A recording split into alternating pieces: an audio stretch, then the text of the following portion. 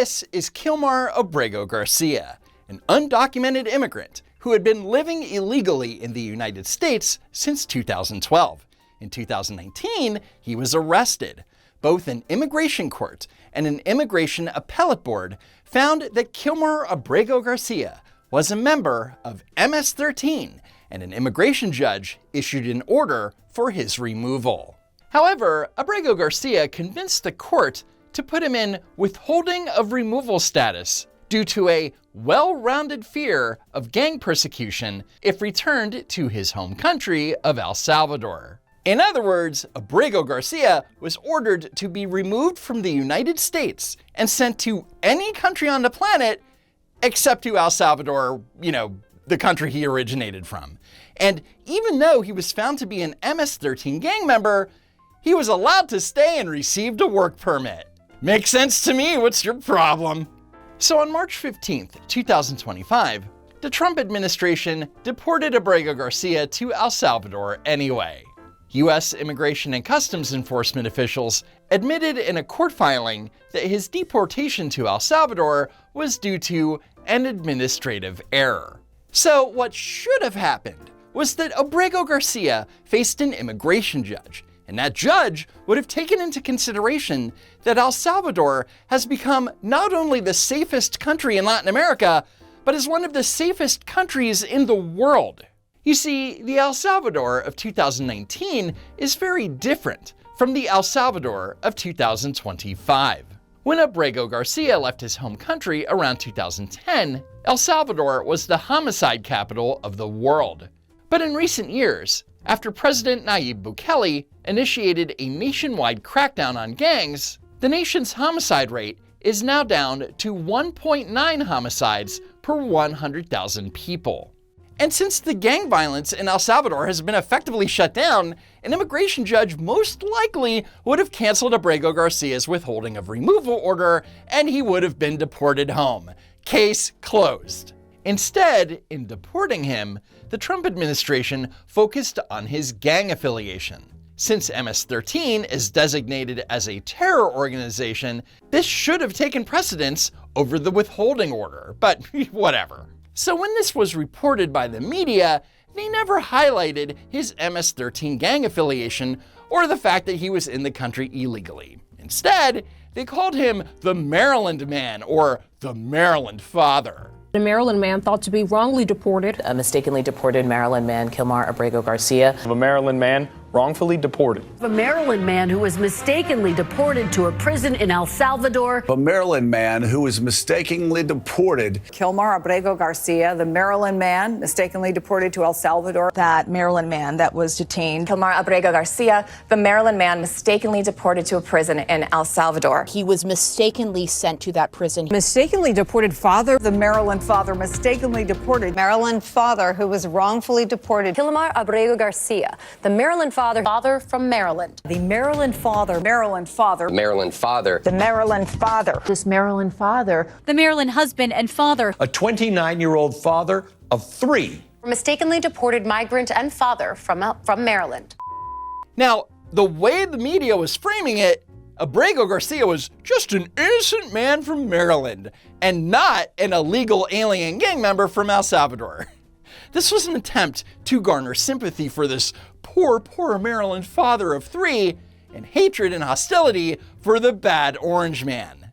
I do intend to go to El Salvador to discuss the release of this individual who is illegally detained. A Maryland man who's the father of 3. It is absolutely unjust and illegal to have this Marylander detained one more day in a notorious prison in El Salvador. And that is Senator Chris Van Hollen from Maryland, who made it his personal mission to bring Kilmar home, as if that was ever in the cards. We are going to keep fighting to bring Abrego Garcia home. I told Mr. Abrego Garcia's family I would do everything I could to bring him home. I promised that his wife and his family that I would do everything I could 24/7 to try to bring him home. We demand that Kilmar be returned home now. Senator Van Hollen even flew to El Salvador on the taxpayers' dime to advocate for Kilmar's release.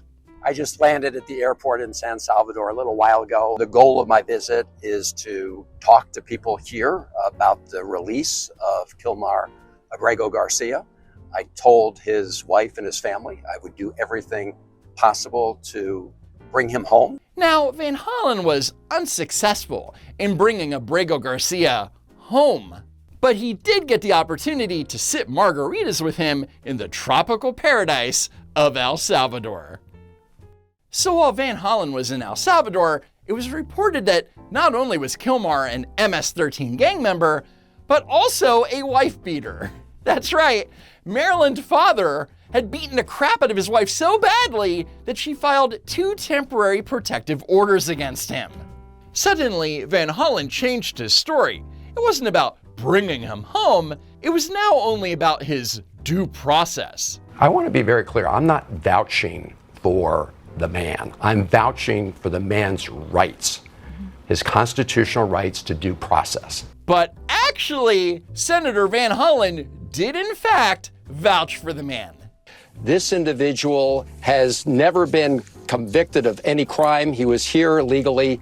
He is the father of 3 kids right now, and he needs to come home. Because he's here legally now, he has a work permit, he's a sheet metal worker, he has a family, he has 3 kids. I never vouched for this Maryland father of 3 and full-time sheet metal worker or advocated for him to come home. Hell, I'm surprised he didn't deny taking the trip to El Salvador. They are trying to litigate on social media what they should be doing in the courts. They need to put up or shut up in the courts. They need to put up or shut up in court.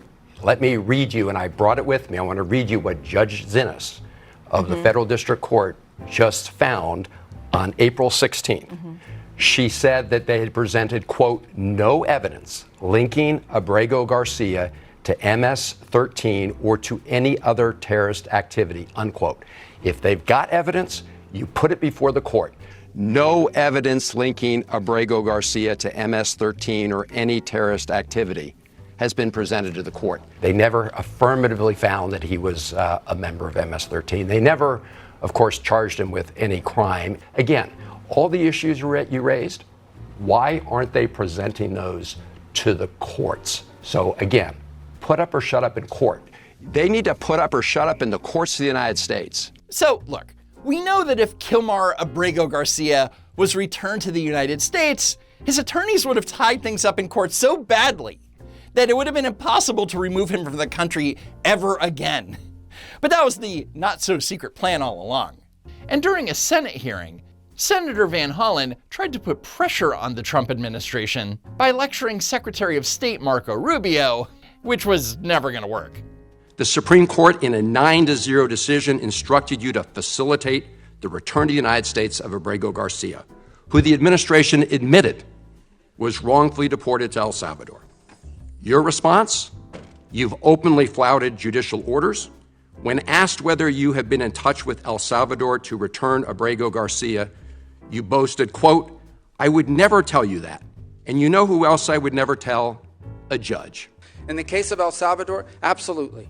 Absolutely. We deported gang members, including the one you had a margarita with. And that guy is a human trafficker, and that guy is a gangbanger, and the evidence is going to be clear. In the days to come, you're going to see who you went to defend. Senator, I'm sorry, please, Mr. Chairman. Secretary Rubio has the floor. Mr. Chairman, he can't make unsubstantiated Senator, comments like that. Secretary Rubio has the floor. You've had Secretary your time. Rubio should take that testimony to the federal court Senator, of the United States because he hasn't done it under oath.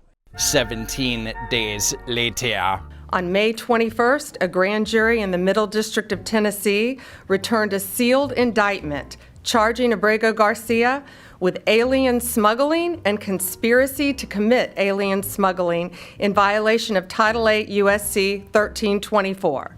So the lesson here is, be careful what you wish for because you might get it. Womp womp.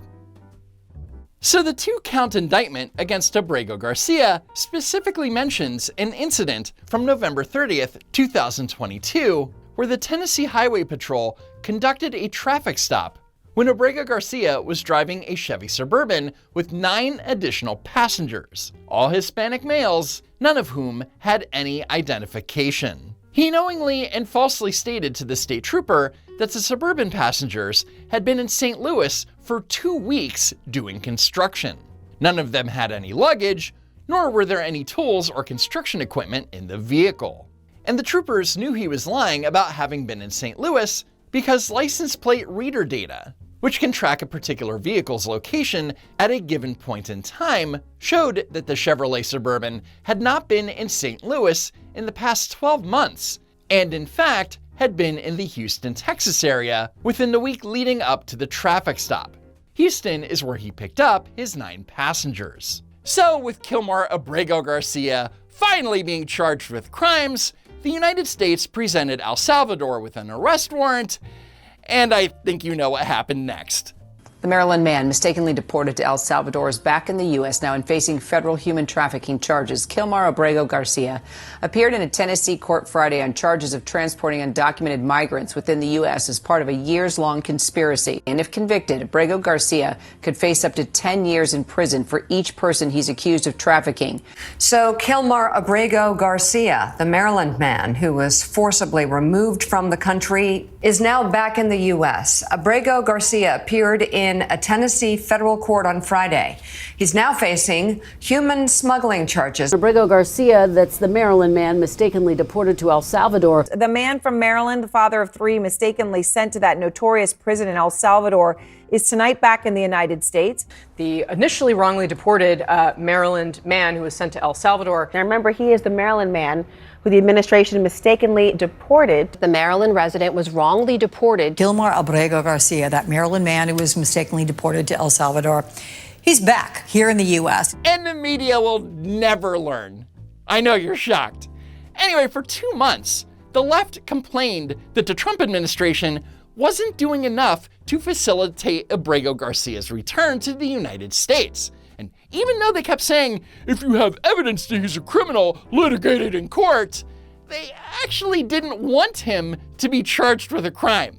The timing is suspicious, just like these allegations. The allegations the Justice Department laid out against Abrego Garcia today are incredibly serious. But they are also just allegations. He could have done all of these things they allege. He also could be completely innocent. Given this was brought by a grand jury, do you view these charges as legitimate?